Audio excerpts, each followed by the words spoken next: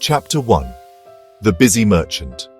Hilal was a wealthy merchant, known throughout the city for his thriving business.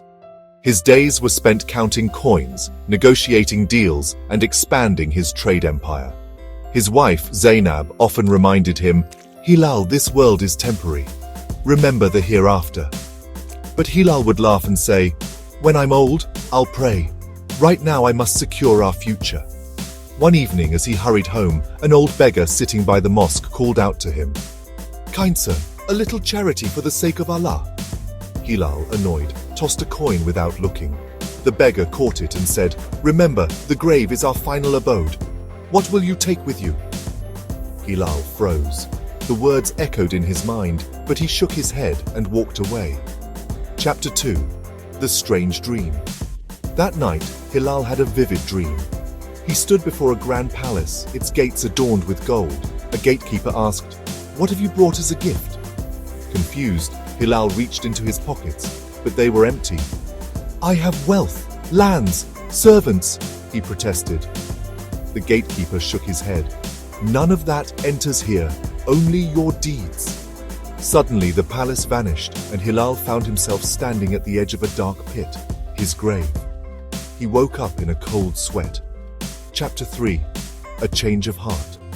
The next morning, Hilal was quieter than usual. Zainab noticed and asked, "What troubles you?" "I had a dream," he whispered. "What if I die with nothing to offer in the next life?" Zainab smiled gently. "It's not too late. Start with small good deeds. Pray, give charity, help others." Hilal nodded.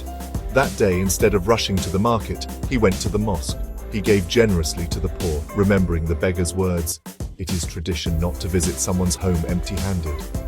And the grave is the final home, he realized. Chapter 4. The Test of Wealth. Months passed, and Hilal's habits changed. He balanced business with worship, kindness, and charity. His old friend Rahim, another wealthy merchant, mocked him. "Why waste money on beggars? Save it for yourself." Hilal replied, "I'm saving for a place where gold has no value." Then, a terrible fever swept through the city. Rahim, who had never cared for the sick, fell ill, but no one came to help him. Hilal, however, was surrounded by neighbors praying for his recovery. "You helped us," they said. "Now we pray for you." Chapter 5. The Final Journey. Years later, on his deathbed, Hilal was at peace. His children wept, but he smiled. "Do not cry.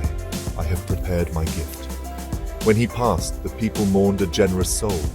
At his grave, the same old beggar appeared, now dressed in radiant white.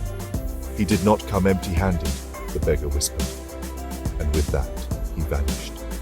Moral: life is a fleeting journey, and the only treasure we take to the grave is our deeds. Worship, kindness, and charity are the true wealth that lasts forever. The end.